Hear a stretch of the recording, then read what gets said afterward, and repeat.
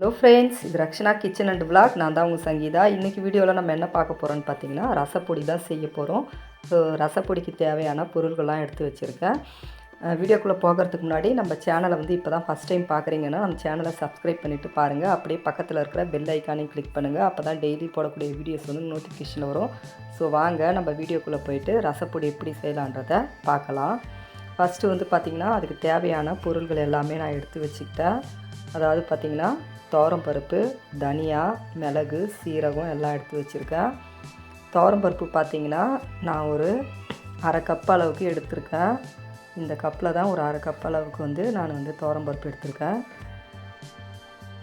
தனியா பார்த்திங்கன்னா ஒரு 3/4 கப் அளவுக்கு எடுத்திருக்கேன்.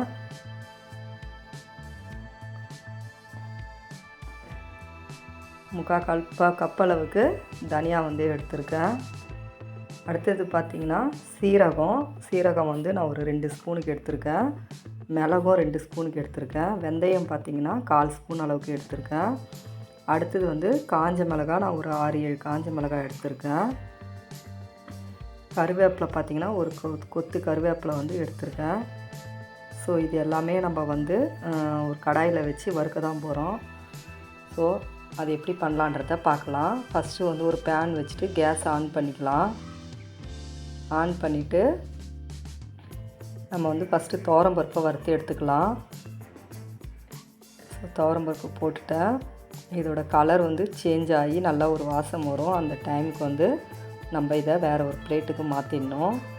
சிம்மில் வச்சுட்டே இது மாதிரி நம்ம கிளறி விட்டுகிட்டே இருக்கணும். ஸோ ரொம்ப கருகிடவும் கூடாது. கலர் கொஞ்சம் மாநிறமாக வரும், உங்களுக்கு பார்க்கும்போதே தெரியும்.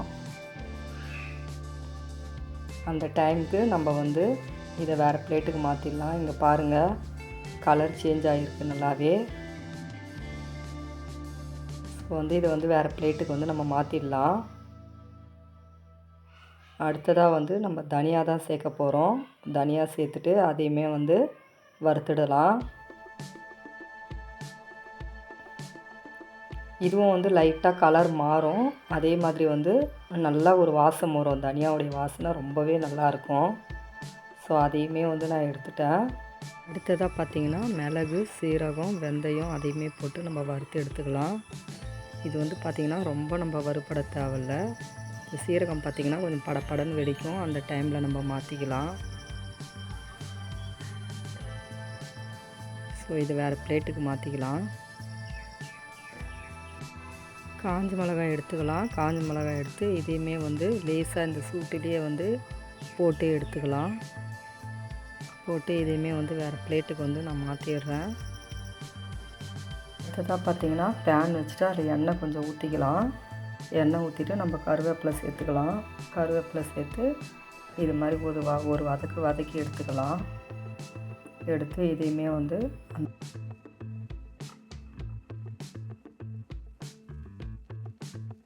ஊற்றிக்கிட்டேன். இது எல்லாம் என்ன பண்ண போகிறோன்னு பார்த்திங்கன்னா நம்ம நல்லா ஆற வச்சுட்டு இதை நல்லா கிரைண்ட் பண்ணி எடுத்து வர போகிறோம்.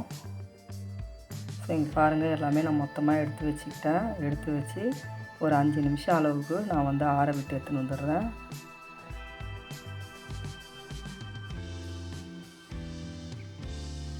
பாருங்கள், நான் ஆற விட்டு எடுத்துன்னு வந்துட்டேன். நல்லா ஆறிடுச்சு. ஸோ இதை நம்ம நல்லா கிரைண்ட் பண்ணி எடுத்துன்னு வந்துடலாம்.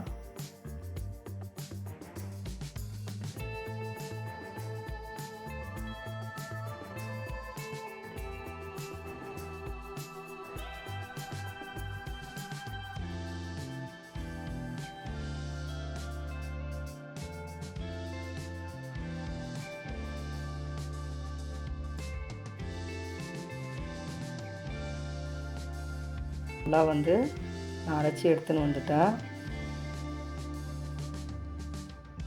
இது பார்த்திங்கன்னா ரொம்ப வாசமாக இருக்குது.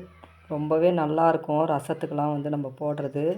இது ஒரு ஸ்பூன் அளவுக்கு நம்ம போட்டனாலே போதும். நம்ம யூஸ்வலாக ரசம் எப்படி செய்கிறோமோ அது மாதிரி அதுக்கு தேவையானதெல்லாம் நம்ம எடுத்து வச்சுட்டு தாளிக்கிறப்ப இதை ஒரு ஸ்பூன் போட்டு நம்ம தாளிச்சிட்டு எடுத்துட்டோன்னா ரொம்பவே சூப்பராக இருக்கும். ரொம்ப வாசமாகவும் இருக்கும். ரசத்துக்கு மேலே ஒரு தனி டேஸ்ட்டு கிடைக்கும் இந்த பவுடர் ஆட் பண்ணும்போது. ஸோ ரொம்பவே நல்லாயிருக்கும். இதை நல்லா நம்ம ஆற விட்டுடணும். ஆற விட்டுட்டு ஒரு ட்ரை கண்டெய்னரில் நம்ம போட்டு வச்சுக்கலாம். நம்மளுக்கு எப்போ தேவையோ அப்போ எடுத்து வந்து யூஸ் பண்ணிக்கலாம். இது வந்து கொஞ்சம் கொஞ்சமாக அரைச்சி வச்சுக்கலாம். ஏன்னா நிறைய மொத்தமாக அரைச்சி வச்சோன்னா பூச்சி பிடிக்கும். இந்த வீடியோ பிடிச்சிருந்தா லைக் பண்ணுங்கள், சப்ஸ்கிரைப் பண்ணுங்கள். பாய்.